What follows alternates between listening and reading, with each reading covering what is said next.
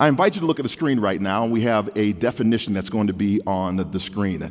As an audience, I would like for us to read this definition of tolerance together. Tolerance is an important concept that helps people to live together peacefully. To be tolerant means that you accept other people's opinions and preferences, even when they live in a way that you don't agree with. Tolerant people show strength and that they can deal with different opinions and perspectives. Thank you. Now, I'm going to preface this by saying that I totally disagree with that statement. I don't know and believe if people are living together peacefully when they are tolerating each other, because they're tolerating. Secondly, if they're not living together peacefully, they cannot be showing some type of strength.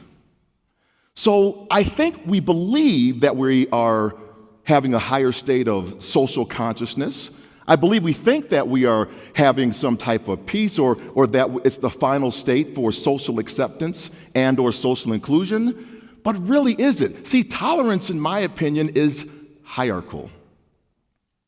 I am going to allow you to come into my world if I so choose, and it's on my terms and my conditions. It doesn't really matter about you. Tolerance is hierarchical. And if tolerance is hierarchical, then it's all about how I determine you to be for me. So as we're looking at this today, think about how we often will say that tolerance is the final state for social acceptance and social inclusion. Let me give you an example. I'm going to call my friend Jill out here for just a minute. We're going to just do a little quick role play. Jill, would you come out here with me, please? Give Jill a hand. She's been awesome today. Thank you so much. Appreciate it. On to the red dot. Yes, you go. So, Jill, we're going to role play a little bit. Okay, we're on a date. It's our first date. Okay. We just met on Match.com, y'all. And as we have met, and we just kind of met each other at a restaurant, and you picked the restaurant. So what's your favorite restaurant? The Margaret at Pine Creek. The Margaret at Pine Creek, absolutely a gorgeous restaurant. And then we're eating a meal, and what's your favorite dish? Oh my gosh, probably the lobster bisque. Lobster bisque. Oh my gosh, that's where we're sitting down. And then I'm feeling you, and you're feeling me. We're just vibing together. Everything's going so well. And you do something that lets me know that it's going well. What would that be? This is really kind of fun. Wow. Okay, so I just got the signal. This is kind of fun, y'all. Okay, and I say, Jill, I really enjoyed being here. And I put on my Barry White voice, and I get deep, and I say, hey, I've so much enjoyed tolerating you tonight. In fact, I've enjoyed tolerating you so much and tolerating our conversation. I would love to tolerate you again next Saturday night. What do you say? I think I might have to pass on this one. Absolutely. Thank you, Jill. I appreciate Absolutely. it. Thanks for playing. Give Jill a hand. So I believe that Jill is probably not feeling valued in that one moment. In fact, she's probably not feeling in a state of being at peace in that one moment. She's not thinking that we're coming together. She doesn't see me as strong anymore. Not strong physically, but strength in the relationship that we have. The relationship has now waned a bit to the point that she just walked off the stage on me, y'all. That's what I'm talking about when we're talking about tolerance, because tolerance also has this cost mindset. What does it cost us? I mean, for me, it could be the relationship or a second date, but what is tolerance actually costing us? Is there a value that we are placing on a tolerant mindset? When I was working for the United States Olympic Committee and U.S. Paralympics Division, I was tasked to build a couple of programs. The first program was the Paralympic Military Sport Program. Now, this program served wounded, ill, and injured service members to use sports as a tool for the rehabilitation. I was once in the military, had gone to some athletic events, and it seemed like a great thing to do. So as we were building that program, it was very difficult, but people got on board with it. The other program was the Paralympic Sport Club program. Now, this program was for athletes that had physical disabilities that were generally in the marketplace of young or youth athletics, all the way up to maybe 25, 30 years of age. Another heavy lift, But the program was very fragmented and very stagnant. And I was trying to understand why this military sport program was growing, but this other Paralympic Sport Club program was not. During my time at the Olympic Committee, I had the invitation to go teach a diversity and inclusion class on disability at the National Football League in New York City.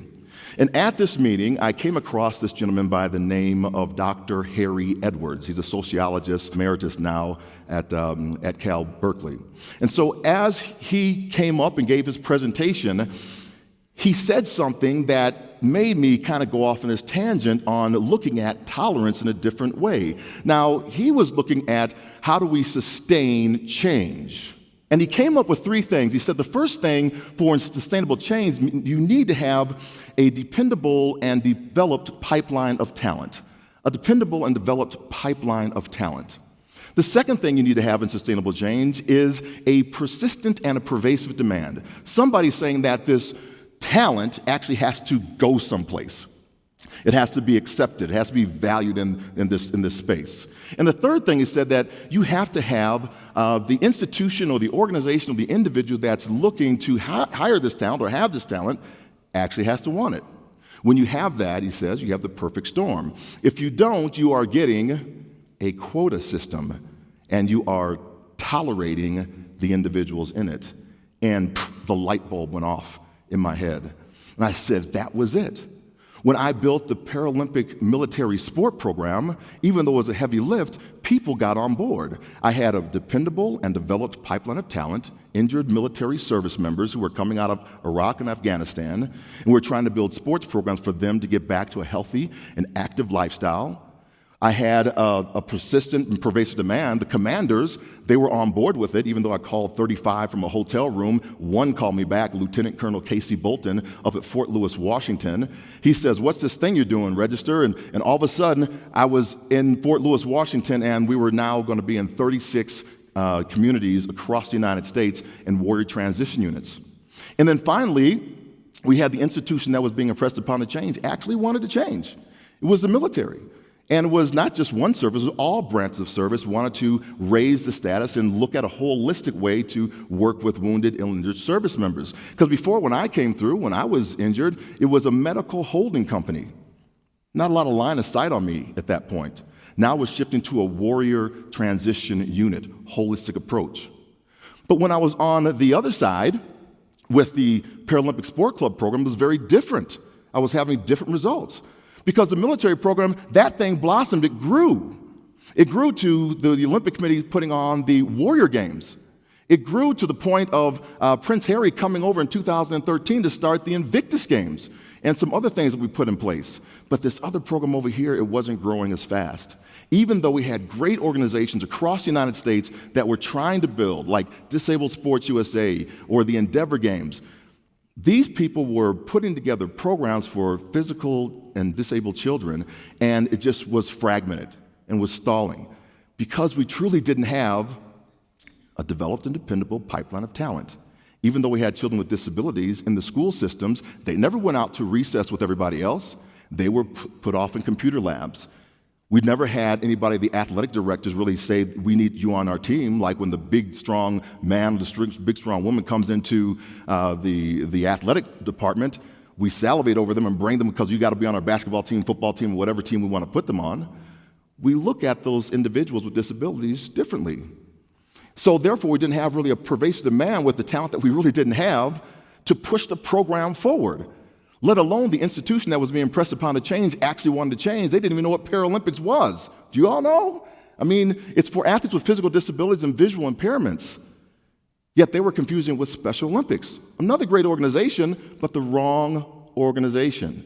So we're seeing that in this moment, in this space, this program, the military program, was being valued and this other one really was not. And so I thought about that and said, how is it that we have this dichotomy between the two organizations? And I think that there's something that actually lies beyond the tolerance, because this was being accepted and this one was being tolerated. So what lies beyond it? As I was thinking about that, I looked at the 1990 American with Disabilities Act that was signed into law by George H.W. Bush. At that point in time, there were about 71.5% of people with disabilities were not employed. And then you go to, like, we're almost in 2020, can y'all believe that? And we see the numbers have not even shifted, just maybe 0.5% down. Now we have ramps, we have curb cutouts. You can get into this nice, beautiful auditorium with your wheelchair. If you're visually impaired, you can come in as well. But when we're talking about the attitudinal barriers, they still exist because we are tolerating people with disabilities. We're still hierarchical.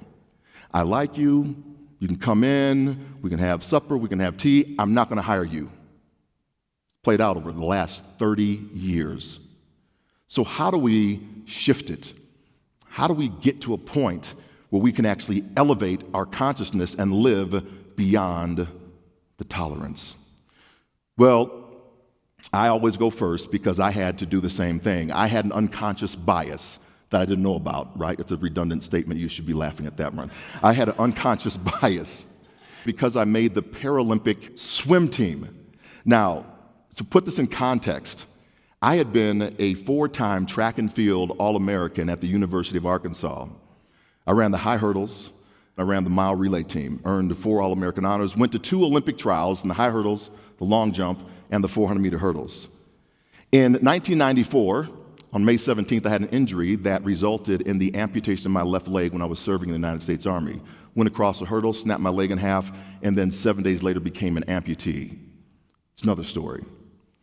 But now I began swimming for physical therapy. I got so fast in the water that I somehow fluked up, messed up, and actually made the Paralympic team 23 months later.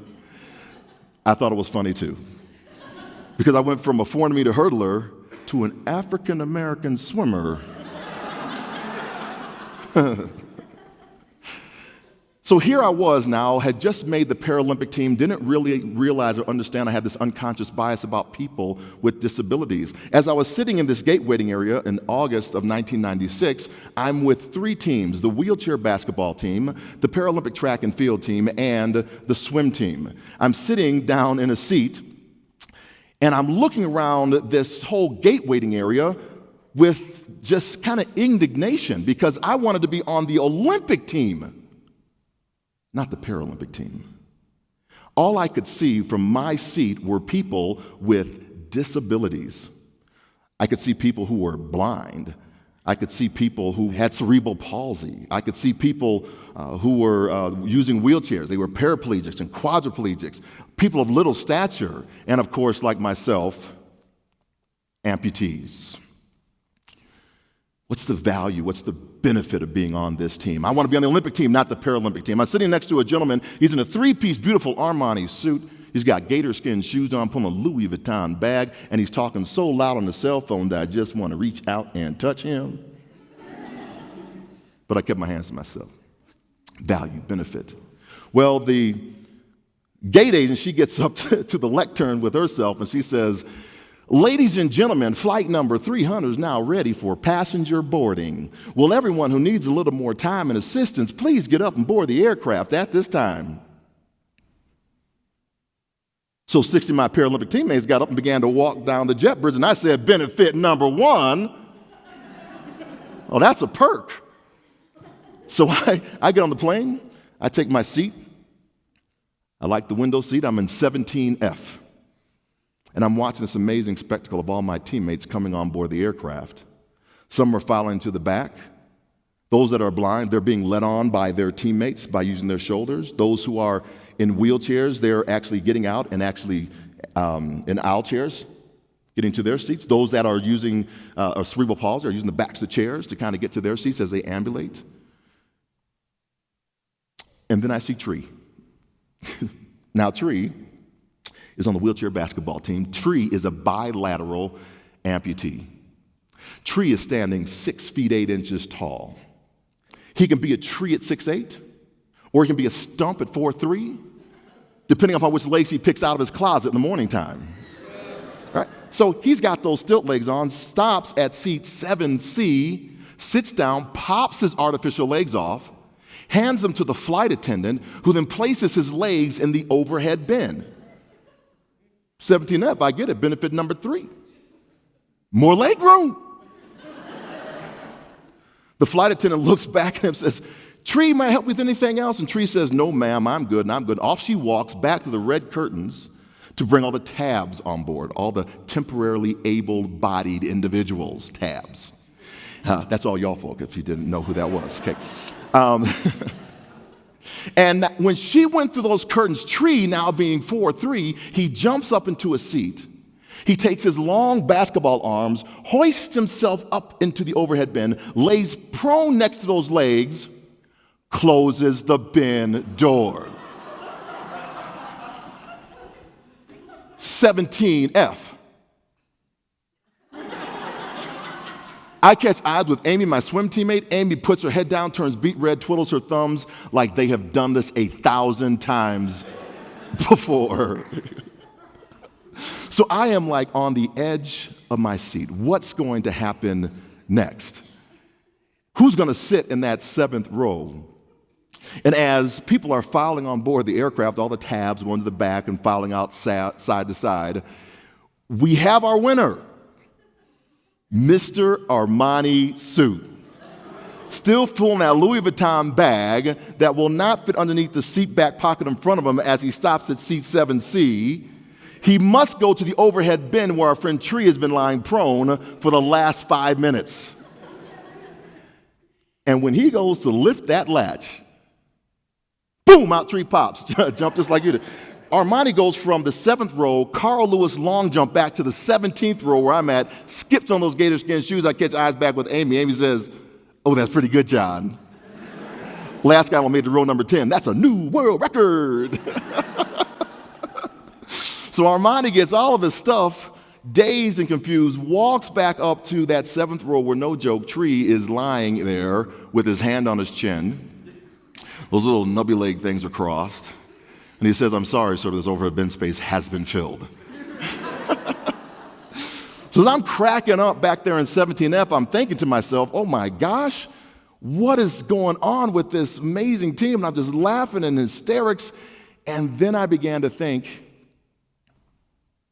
10 minutes ago, in the gate waiting area, I was tolerating my teammates. I was in a position of tolerance because I wanted to be on the Olympic team and not the Paralympic team. It looked like I was going to have a lot more fun on the Paralympic team than I ever was going to have on the Olympic team. As I thought about that, I began to think, what is that it? It's that what we're looking for, the 4th level? Is tolerance not what we're aiming for? Can we go beyond tolerance? And I believe it is. I believe it's value and appreciation. Because the individuals that I was looking at, that I was once tolerating, all they wanted to do was be accepted as who they were for who they were. They weren't holding themselves back because of my ignorance. They were pushing themselves forward despite of it. I was the one that needed to grow. I was actually the Armani Stoop guy. I was the one that was being the jerk in my own headspace. How many times do we do that? I'll let you into my space if I declare you worthy. We need to value and appreciate those that are in our sphere. So when I look at this, I look at the Accenture report that came out in 4th quarter of last year. And the Accenture report looked at companies that were like each other. So think about a Coke or a Pepsi. Think about a McDonald's or a Burger King. The company that has a propensity to have people with disabilities as a culture in their workplace actually outperforms the other company 4-to-1 in shareholder returns. 4-to-1. That's amazing. So it caused the comptroller of New York State, Mr. Thomas DiNapoli, who manages $1 trillion in pension funds, to say, I got an idea. I'm going to start investing my money into, or the people's money, into companies that look like this because I want a higher rate of return. And he announced it, not in Washington, D.C., but on the New York Stock Exchange. With all those individual companies in the room, you could have heard a pin drop when he said it. Because guess what's happening now? Disability is being valued. And because disability is being valued with dollars, economics, people want to get in on the game. They want to do culture reviews. They want to figure out where they are in time and space with it. And that's the incredible space, because what we have learned now is that tolerance and acceptance does not equal value and appreciation. We want the value side. So I want us to go back once again to how we started and how we began. And let's insert the word value and appreciation instead of the word tolerance and see how this definition now reads. So on the count of three, let's read. 1, 2, 3, read. Value and appreciation are important concepts that help people live together peacefully. To value and appreciate means you accept other people's opinions and preferences, even when they live in a way that you do not agree with. People who value and appreciate others show strength in that they can deal with different opinions and perspectives. It's a different read, isn't it? When we look at that and we look at the society that we are now living in, wouldn't it be great to move beyond the tolerance into value and appreciation? We can sit across the aisle from somebody that might be a different political party and have decent conversation, knowing that we can value the input of the other individual. Because when we tolerate, we're seeing people as objects. When we value, we're seeing people as people. I think there's something that we can say here. The first is that tolerance and acceptance equals value and appreciation, that we all can elevate beyond tolerance. However, the final concept or thought I would like to leave you with today is, the next time you go to board an aircraft and you go to reach for the overhead bin, just be careful. Because you never know what life's overhead bin or living beyond tolerance may do for you. Go forth and inspire your world.